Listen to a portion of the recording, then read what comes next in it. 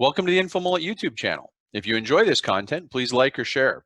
And if you'd like to support the InfoMullet by becoming a mulleteer, visit us on Patreon. We appreciate your support. Citizens United Appreciation Day is a holiday that we celebrate every 2 to 4 years at the InfoMullet, several times every 2 to 4 years. And it kind of confuses people because most well-thinking people are like, Citizens United, that's a horrible ruling. Why would we ever like Citizens United? Why would we appreciate? Why would we have an appreciation day for Citizens United? And the smart ones are like, Tim, September 4th, that's not anywhere near the ruling was issued. What are you talking about? Well, to understand this, we got to go to the background of what Citizens United is and how it started. And then it will make sense why tomorrow, September 4th, is Citizens United Appreciation Day.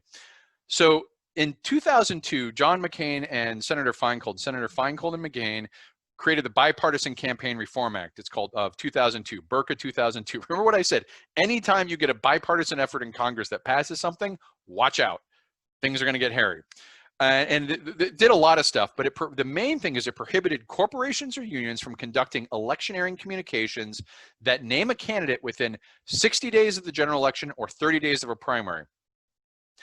September 4th, tomorrow, is 60 days from the general election. So I want you to, as I'm going through and discussing this, imagine a world where Citizens United didn't pass. President Trump is in office right now, and we are 60 days out from the election starting tomorrow. So 2002, this gets passed.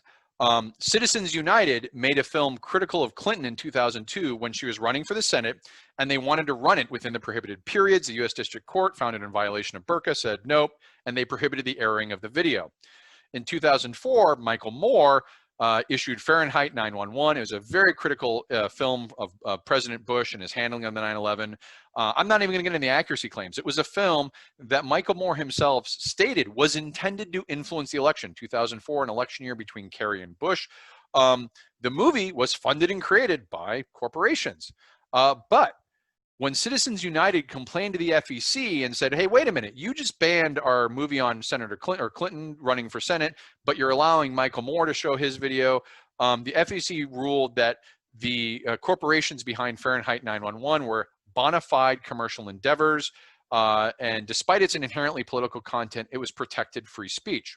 This is key context that no one seems to remember leading up to Citizens United. Everyone's like, Citizens United has become kind of a shibboleth for left and right, but I'm trying to get this context because it's important.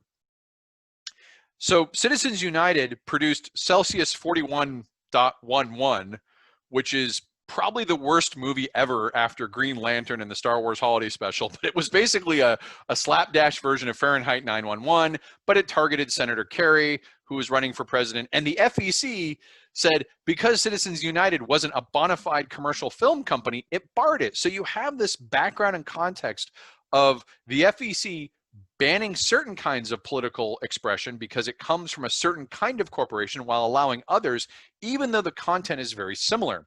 So this is in 2004. Bush goes on to win. And does that, we know what happened, right? Fast forward to 2010. President Bush is gone. President Obama's in office. It's the second year in the Obama administration. This case finally gets up to the Supreme Court. And the Supreme Court ruling is what everyone knows, but it's the arguments, the oral arguments that I want to focus on because it gets important. So I'm going to jump to the conclusion and then back into the arguments. So it appears that the Supreme Court was originally going to narrowly rule in favor of Citizens United, saying, yeah, they could air the movie, which is now, 8 years in the past. That's useful.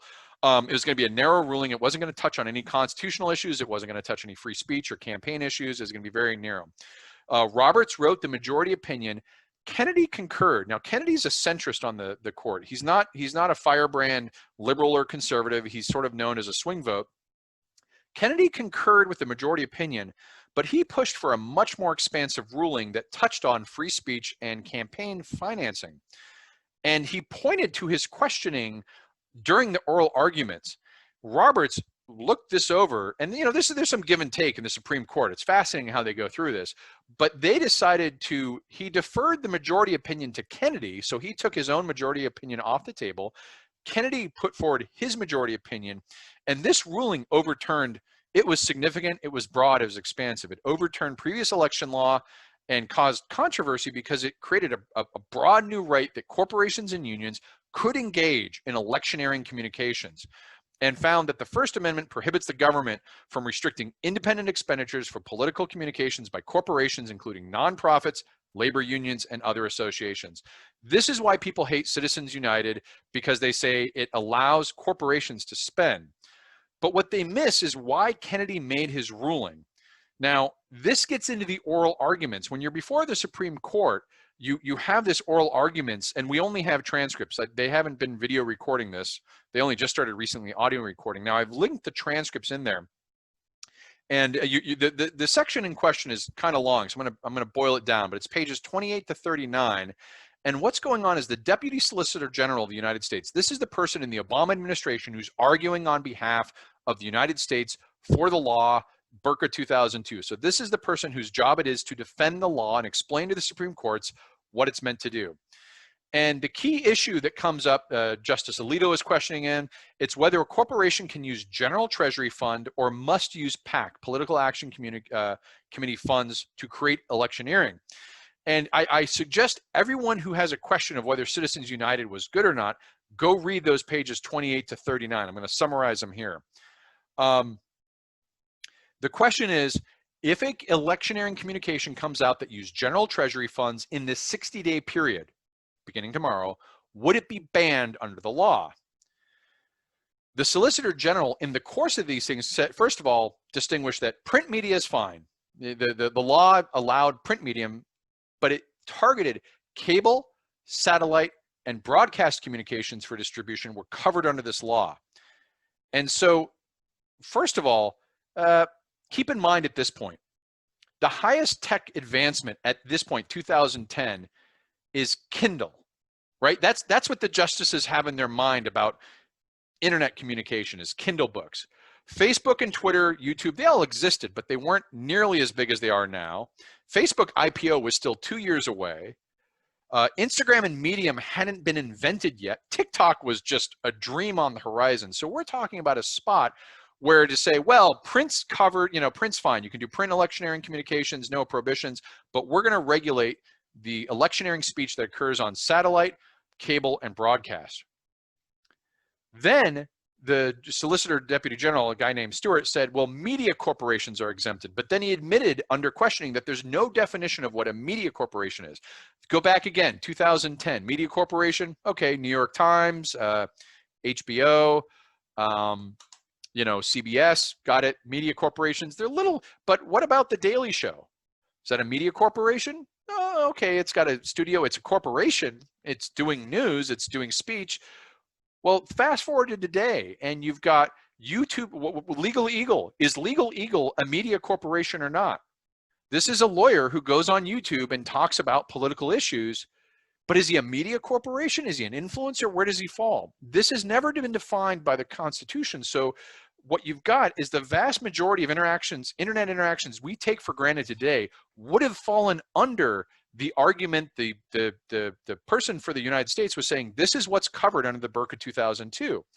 And it would include that you could prohibit it. Now, this is where Justice Roberts and Kennedy jumped in, and they were trying to say, well, look, what if is there a ratio? If there was a 500-page book, like it's a biography of someone, and a line somewhere says, President Trump's a bad president and shouldn't be president, would it be barred? And the Deputy Solicitor General said yes. Justice Breyer talked about labor unions. What if the labor union, through its political action community, paid for and had created, appropriately through its PAC, some we love this candidate or don't like this candidate? If they gave that to Random House to publish, would that be barred? Deputy Solicitor General, yes. And he basically is saying it doesn't matter because print media is accepted. It's just this internet stuff, right? All this internet stuff, this is what, this stuff is just, he even goes in there and says not everyone has a computer, so it doesn't really matter that much. Print's fine, don't worry, traditional media, this isn't a First Amendment concern. This is what was being jumped on. The interpretation of Burka giving the government the ability at 60 days out from a general election that if you mention a candidate name for or against, and it's being paid for by General Treasury funds, you haven't set up a political action committee, which, by the way, I don't think Legal Eagle has. I don't think I have.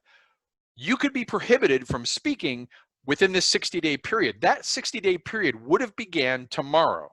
So I want you now to bring back forward to the present and imagine a 2020 election campaign season with everything that's going on and a president who is hostile to criticism of himself and is constantly looking for ways to say, look, this media, we got to get at them. They're lying. They're not being truthful. I'm not even going to litigate the claims.